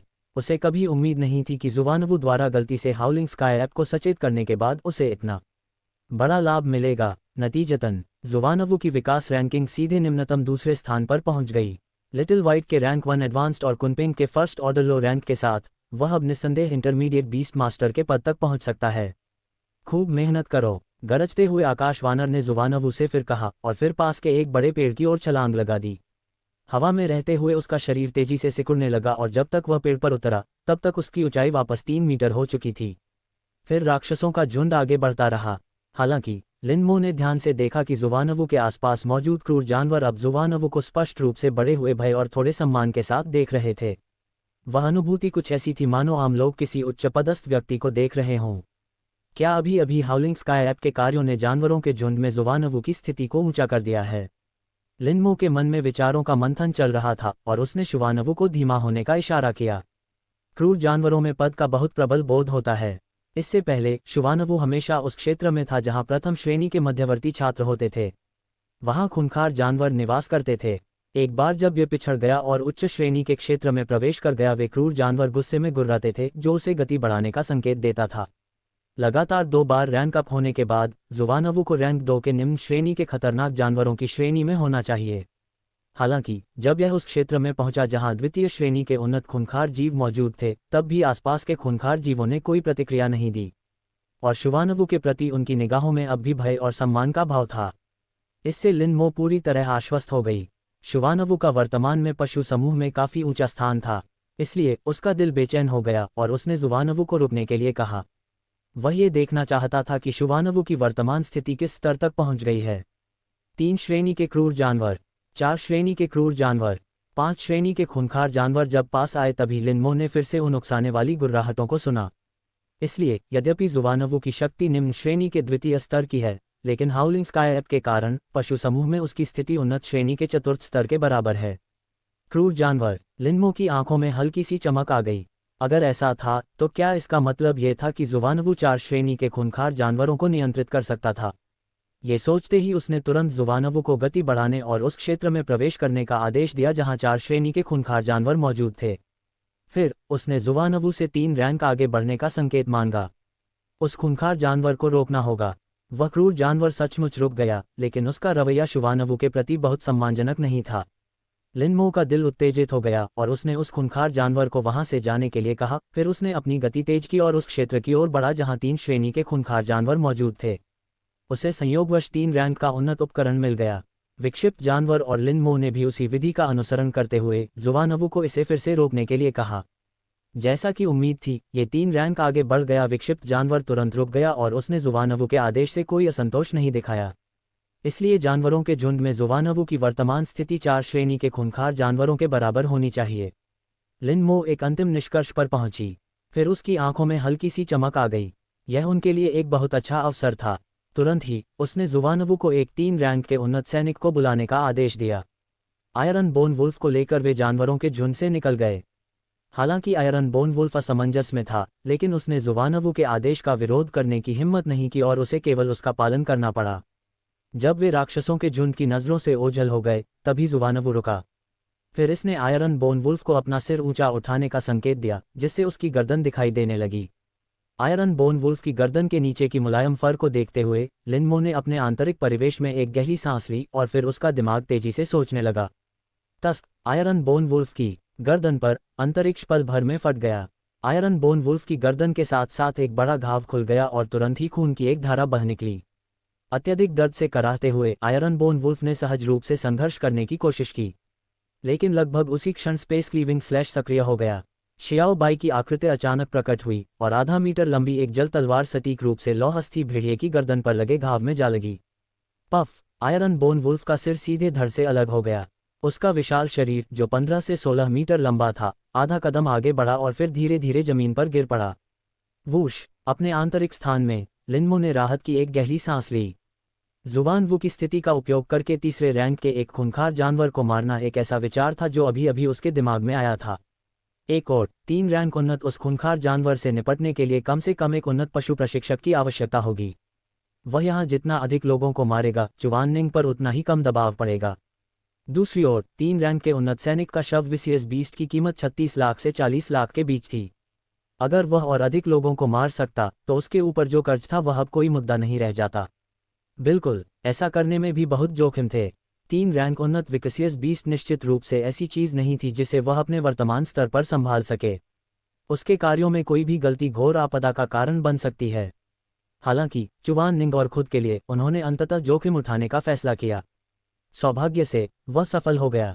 एक विचार के साथ लिनमो ने आयरन बोन वुल्फ के शव को अपने आंतरिक स्थान में संग्रहित कर लिया, फिर जुवानवू को जानवरों के झुंड में लौटने का संकेत दिया। थोड़ा और आगे चलने के बाद उसने यही प्रक्रिया दोहराई और एक तीसरे रैंक के मध्यवर्ती सैनिक को मार डाला। काले पेट वाला सांप! वह आगे बढ़ते हुए भी मारता रहा। 4 घंटे बाद, जब जानवरों के झुंड का अगला हिस्सा चुवाननिंग से अभी भी 10 किलोमीटर दूर था, लिनमो पहले ही तीसरे रैंक के 21 खूंखार राक्षसों को मार चुका था। उसके आंतरिक स्थान के भीतर लिनमो इतनी चौड़ी मुस्कान बिखेर रहा था कि उसका मुंह बंद ही नहीं हो रहा था। ये थे रैंक 3 के खूंखार जानवर। सामान्य तौर पर वह एक को भी नहीं मार पाता, लेकिन अब तक वह पूरे 21 लोगों को मार चुका था, जिनकी लाशों की कुल कीमत 80 मिलियन से अधिक थी। इसके अलावा पहले रैंक 1 और 2 के खूंखार राक्षसों को मारकर प्राप्त हुए 22 मिलियन भी शामिल हैं। आज उनकी कुल आय 100 मिलियन से अधिक हो चुकी थी। अगर इस कार्यकुशलता के बारे में बात की जाए तो यकीनन अनगिनत लोग आश्चर्यचकित रह जाएंगे। ठीक उसी समय जब वह हत्याएं जारी रखने ही वाला था, आगे चल रहे जानवरों का झुंड अचानक रुक गया। लिनमो ने जल्दबाजी में कोई कदम उठाने की हिम्मत नहीं की और उसने शुवानवू को भी आज्ञाकारी रूप से रुकने का इशारा किया। फिर उसे तुरंत समझ आ गया कि उन क्रूर जानवरों ने रुकना क्यों बंद कर दिया था। दोनों गर्जना करने वाले आकाश वानरों ने वहीं आराम करने और अपनी शक्ति पुनः प्राप्त करने का आदेश दिया। इसलिए आसपास के सभी खूंखार जानवर लेट गए और आराम करने के लिए अपनी आंखें बंद करने लगे। ये देखकर लिनमो को केवल इतना ही कहना पड़ा कि वह जुवानवू को भी लेटने और आराम करने के लिए कह दे। जहां तक उसकी बात है, वह सोच रहा था कि आगे वह क्या कर सकता है। बिना किसी अप्रत्याशित घटना के इस विश्राम के बाद जानवरों का झुंड हमला शुरू कर देगा। मुझे आश्चर्य है कि गैरिसन किस तरह तैयार है। क्या अन्य शहरों से अतिरिक्त सैनिक आ गए हैं? क्या भेजे गए विशेषज्ञ पहुंच गए हैं? फायर ब्रेक का काम कैसा चल रहा है? लिनमो के मन में तरह तरह की चिंताएं उमड़ रही थीं। लगभग 20 मिनट पहले ही उसने जानवरों के झुंड की लोकेशन की जानकारी भेज दी थी। इस प्रकार कमांड मुख्यालय को जानवरों के झुंड के अनुमानित स्थान का पता चल गया था। हालांकि जानना एक बात थी और प्रभावी ढंग से प्रतिक्रिया दे पाना दूसरी बात। 40,000 से अधिक खूंखार जानवर चुवाननिंग की ओर बढ़ रहे हैं। अगर गैरिसन उन्हें रोकने में नाकाम रहा और जानवरों का झुंड शहर में घुस गया तो वह उस दृश्य की कल्पना भी नहीं कर सकता था। मुझे उम्मीद है कि चुवाननिंग उन्हें रोक पाएगा। लिनमो ने मन ही मन चुपचाप प्रार्थना की। इस समय वह जो कुछ कर सकता था वह वास्तव में बहुत सीमित था। 1 घंटे बाद आओ आकाश को चीर देने वाली गर्जना के साथ वूश, जमीन पर लेटे हुए सभी खूंखार जानवर उसी क्षण उठ खड़े हुए। फिर लगातार धीमी गुर्राहटें सुनाई देने लगीं। सभी खूंखार जानवरों ने अपने नुकीले दांत दिखाए। उनकी आंखें भयंकर रूप से चमक रही थीं क्योंकि वे आगे घूर रहे थे। उनके शरीर थोड़ा पीछे की ओर झुके हुए थे, हमले के लिए तैयार थे। आओ। एक पल के बाद एक और गर्जना सुनाई दी। पलक झपकते ही सभी खूंखार राक्षस तनी हुई डोरियों वाले गुलेल की तरह अचानक बाहर निकल आए। गड़गड़ाहट। आसपास के पेड़ों की शाखाएं बेतहाशा हिल रही थीं और पूरी जमीन जोर से कांप रही थी। अगर कोई इस समय जमीन की तरफ देखे तो उसे छोटे छोटे कंकड़ लगातार उछलते हुए दिखाई देंगे। जब जानवरों का झुंड निकला तो जुबानवू भी उसके साथ ही रवाना हो गया। हालांकि इसकी धीमी गति के कारण इसे बड़ी संख्या में खूंखार जानवरों ने जल्दी ही पीछे छोड़ दिया। उसके आंतरिक स्थान के भीतर लिनमो की आंखें तेजी से फड़कने लगीं। उसके सामने 10,000 जानवरों का भगदड़ मचाने का दृश्य अत्यंत भयावह था, विशेषकर इसलिए क्योंकि वह वर्तमान में जुबानवू के दृष्टिकोण से देख रहा था। उसके चारों ओर मौजूद खूंखार जानवर उसके पास से ऐसे बहते हुए गुजरे जैसे पहाड़ की चोटी से कीचड़ का ढेर नीचे गिर रहा हो, दोनों ओर से गरजते हुए। उस दृश्य का दृश्य और मनोवैज्ञानिक प्रभाव शब्दों में बयान करना असंभव था। और ठीक उसी समय वूश वूश वूश वूश जंगल के ऊपर आकाश में लगातार परछाइयां लकीरें बनाती हुई दिखाई दे रही थीं। छायाओं के बड़े बड़े हिस्से आपस में मिलकर एक काले बादल का रूप ले लिया, जिसने पूरे आकाश को ढक लिया, जिससे जंगल में दृश्यता कई डिग्री तक कम हो गई। वे सभी उड़ने वाले खूंखार राक्षस थे। जब जमीनी और हवाई दोनों बलों को एक साथ तैनात किया जाता है तो क्या चुवाननिंग वास्तव में इस तरह की भयंकर बाढ़ का सामना कर सकता है? ये चिंता एक बार फिर लिनमो के दिल में उमड़ पड़ी। उसने अपने आसपास के वातावरण का अवलोकन करने के लिए जुबानवू की सर्प जैसी आंखों का इस्तेमाल किया, जिससे ये पुष्टि हो गई कि हाउलिंग स्काइएप्स आसपास नहीं थे। एक विचार के साथ वह चुपके से जुबानवू की पीठ पर आ गया। फिर उसने अपना रेडियो उपकरण निकाला और संदेश भेजना शुरू कर दिया।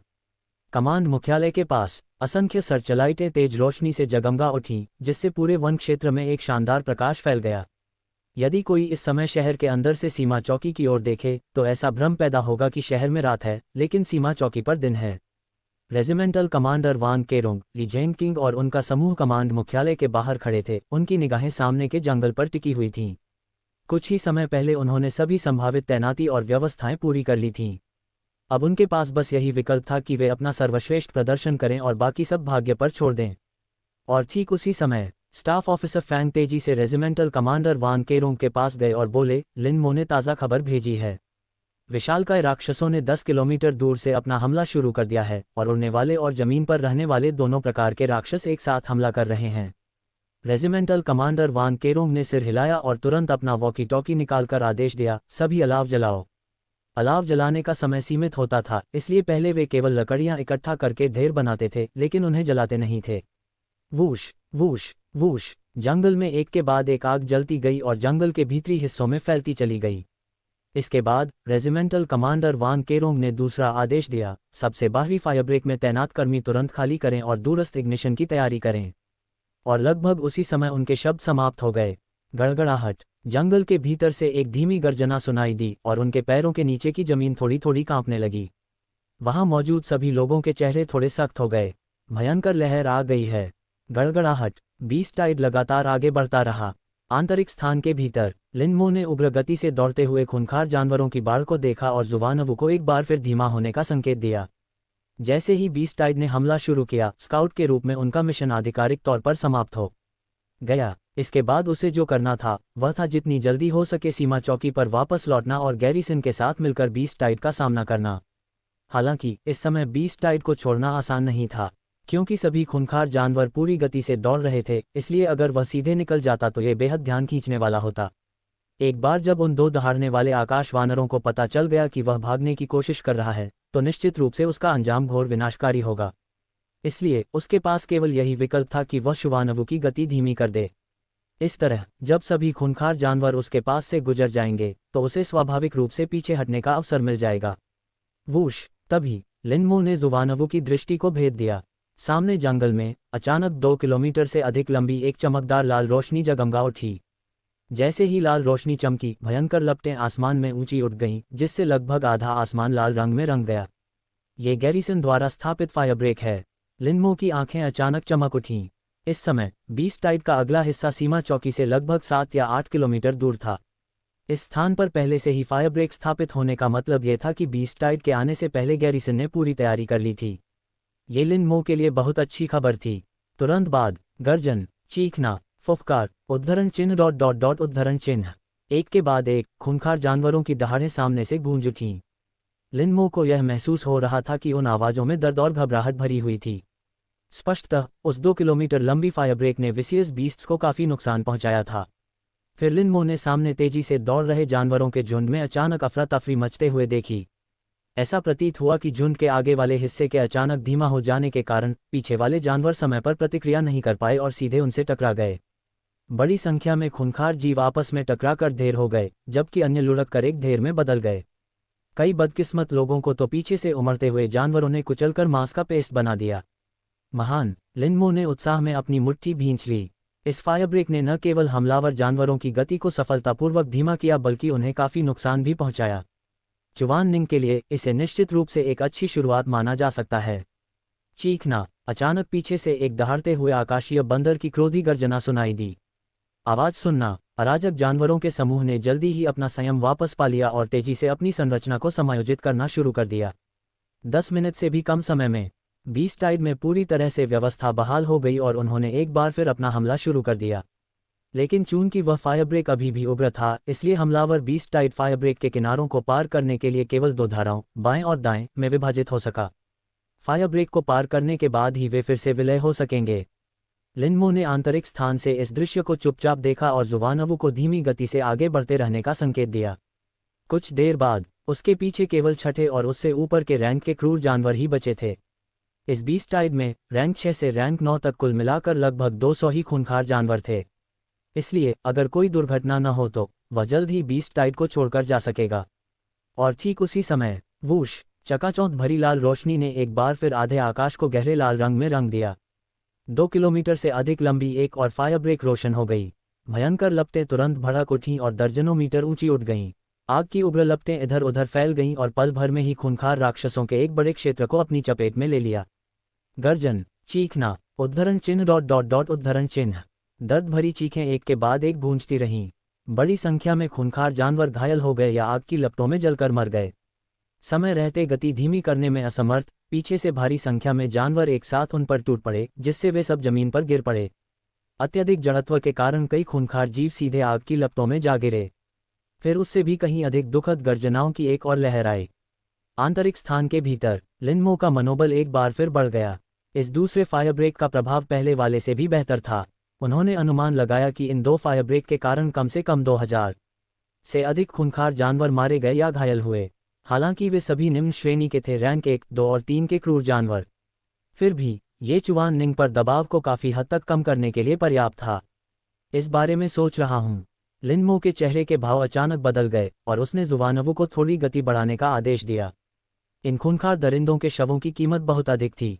तथापि थोड़ी गति बढ़ाने के बावजूद कछुओं की धीमी प्रकृति के कारण जुवानवू धीरे धीरे समूह के सबसे पीछे रह गया। उसने देखा कि 9वें रैंक के 2 खूंखार जानवर तेजी से उससे दूर जा रहे हैं। लिन मो ने जुवानवू को फिर से गति बढ़ाने का संकेत दिया। फिर उसने जुवानवू की सर्प जैसी आंखों से आसपास के वातावरण का अवलोकन किया और पुष्टि की कि वहां कोई भी हाउलिंग स्कायप मौजूद नहीं था।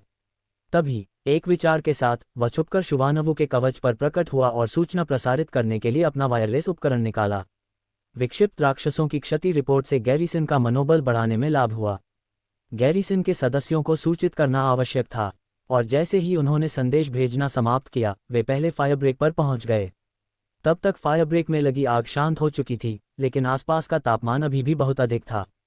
जलकर राख हो चुके पेड़ों और वनस्पतियों के अलावा लिन मो को जमीन पर एक लंबी, गहरे लाल रंग की चमकती पट्टी स्पष्ट रूप से दिखाई दे रही थी। यह इस बात का संकेत था कि मिट्टी झुलसकर लाल हो गई थी। इससे पता चलता था कि पिछली आग कितनी भीषण थी। बेशक उसने वही देखा जो वह देखना चाहता था, खूंखार दरिंदों की लाशें। फायर ब्रेक के बहुत करीब पड़े शव पहले ही जलकर कोयला बन चुके थे और उनका कोई उपयोग नहीं रह गया था। लेकिन फायर ब्रेक से कुछ दूर उसे अभी भी 100 से अधिक अपेक्षाकृत सही सलामत खूंखार जानवरों के शव मिले।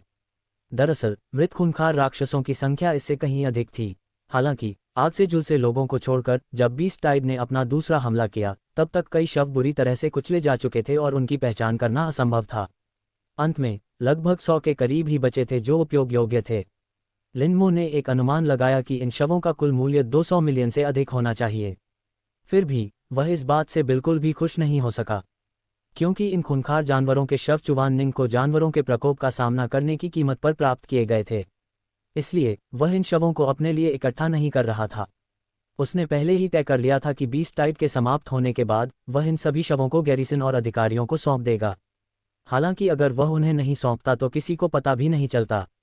वह इस तरह की त्रासदी से लाभ उठाने के लिए खुद को तैयार नहीं कर सका। तुरंत ही लिनमो ने शुवानवु को इस फायर ब्रेक को पार करके आगे बढ़ने का संकेत दिया। जैसा कि अनुमान था, दूसरे फायर ब्रेक पर भी कई लाशें होंगी और वहां की लाशों का रैंक यहां की तुलना में अधिक होगा। वूश! ठीक तभी सामने जंगल में तीसरी बार चकाचौंध भरी आग की रोशनी जगमगा उठी। तीसरी फायर ब्रेक में आग लगा दी गई। ये फायर ब्रेक पहले 2 फायर ब्रेकों की तुलना में लंबा और चौड़ा था और आग कहीं अधिक तीव्र थी। लिनमो ने दूर से देखा और उसे जंगल के ऊपरी हिस्से में जलती हुई लपटें भी दिखाई दे रही थीं। ऐसा लगा मानो स्वर्ग और पृथ्वी को जोड़ने वाली अग्नि की एक दीवार वहां प्रकट हो गई हो। भयंकर लपटें आसमान में छेद करने के लिए तैयार लग रही थीं और अग्निदीवार की रोशनी के साथ ही क्रूर राक्षसों की धरती को हिला देने वाली दहाड़ें सुनाई देने लगीं। पिछली 2 बार की तरह ही वही दृश्य फिर से दोहराया गया। बड़ी संख्या में खूंखार जानवर आग की लपटों में कूद पड़े और पल भर में जलकर राख हो गए। आग से बचने की कोशिश में और भी कई जानवर अफरा तफरी में फंस गए। छुपकर जुवानवु के कवच पर खड़े होकर लिनमो ने आकाश में आग की रोशनी की मदद से इस दृश्य को स्पष्ट रूप से देखा। लेकिन इस क्षण उनके चेहरे के भाव और भी गंभीर हो गए, क्योंकि वह जानता था कि फायर ब्रेक के केवल 3 ही मॉडल थे। दूसरे शब्दों में कहें तो इस फायर ब्रेक के बाद बीस्ट टाइड और गैरिसन आमने सामने की लड़ाई में शामिल होंगे। कमान मुख्यालय। आग की प्रचंड दीवार से निकलती खून जैसी लाल रोशनी वहां मौजूद सभी लोगों की त्वचा पर पड़ रही थी। कमांड मुख्यालय के पीछे लगी सर्चलाइटें, जो दिन के उजाले जितनी तेज थीं, भी इस लालिमा को दूर नहीं कर सकीं। इस समय वहां मौजूद सभी लोगों के चेहरे पहले से कहीं अधिक गंभीर थे, क्योंकि सभी जानते थे कि एक बार आग की ये दीवार बुझ जाए तो उन्हें उन खूंखार राक्षसों के साथ आमने सामने की लड़ाई लड़नी पड़ेगी। रेजिमेंटल कमांडर वान केरोंग ने ली जेंगकिंग की ओर देखा। मेयर ली, सन लेई को लेकर जल्दी से यहाँ से चले जाए। आगे का सारा काम आप हमारे भरोसे छोड़ दीजिए। ठीक है। ली जेंगकिंग ने जरा भी संकोच नहीं किया, क्योंकि उसे अभी भी अपने कुछ कर्तव्यों का पालन करना था। चाहे गैरिसन बीस्ट टाइड को रोक पाए या नहीं, शहर के नागरिकों को अभी भी उसे व्यवस्था करने की आवश्यकता थी। जैसे ही वह जाने वाला था, स्टाफ ऑफिसर फैंग उत्साहित भाव से दौड़ते हुए आया। कमांडर, लिनमो से ताज़ा खबर मिली है। हमारे पहले 2 फायर ब्रेक हमलों के कारण बीस्ट टाइड को कम से कम 2000 खूंखार जानवरों का नुकसान हुआ है। बहुत बढ़िया। रेजिमेंटल कमांडर वान केरोंग ने उत्साह से अपनी मुट्ठी भींच ली। उसके पीछे मौजूद अधिकारियों का समूह भी उत्साह से भरा हुआ था। लड़ाई शुरू होने से पहले ही विकसियस बीस्ट्स अपने 2000 साथियों को खो चुके थे। उनके लिए ये खबर बेहद ही सुखद थी। स्टाफ ऑफिसर फैंग, इस खबर की घोषणा तुरंत पूरी सेना को करो, रेजिमेंटल कमांडर वान केरोंग ने आदेश दिया। व्यापक युद्ध अनुभव वाले गैरिसन के कमांडर के रूप में वह अच्छी तरह से जानता था कि लिनमो ने ये खबर वापस क्यों भेजी थी।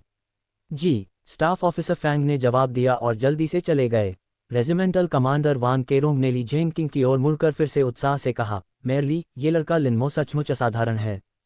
फायर ब्रेक पद्धति लिनमो का विचार था, और फिर युद्ध शुरू होने से ठीक पहले के महत्वपूर्ण क्षण में लिनमो ने इतनी उत्साहवर्धक खबर दी। इससे पता चलता है कि लिनमो को इस वर्तमान स्थिति में उनकी ज़रूरतों के बारे में पूरी तरह से स्पष्ट जानकारी थी। ये पेशेवर सूझबूझ का वह स्तर था जो गैरिसन के कई अधिकारियों के पास नहीं था। लेकिन लिनमो तो अभी 19 साल का भी नहीं था। यदि ऐसे व्यक्ति का उचित पालन पोषण किया जाए तो उसकी भविष्य की उपलब्धियां अतुलनीय होंगी। वह वाकई असाधारण है, लेकिन लड़का अभी तक लौटा नहीं है।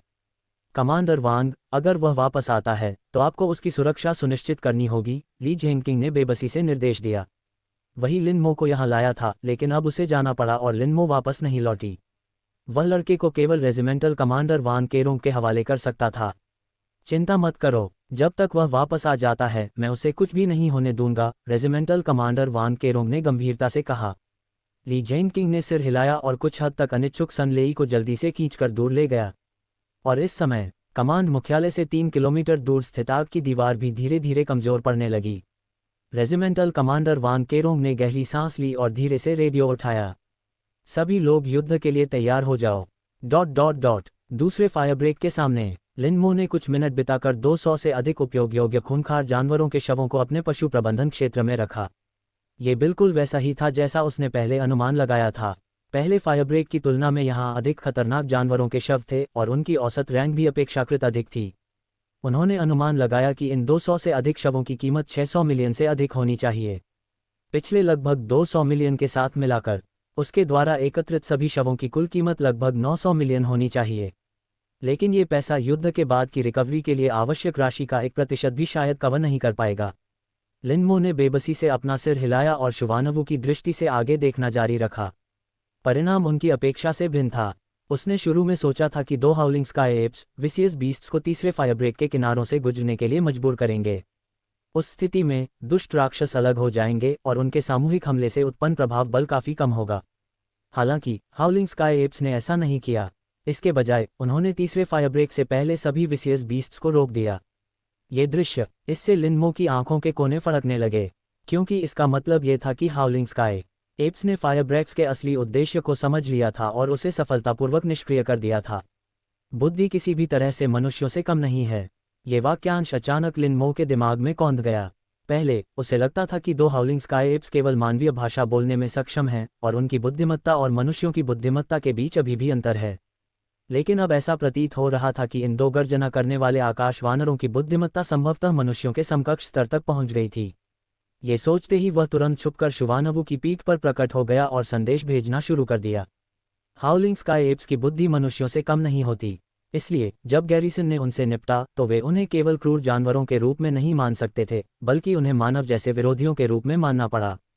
खूंखार जानवर बनाम इंसान, इन दोनों के लिए प्रतिक्रिया के तरीके और रणनीतियां पूरी तरह से अलग थीं।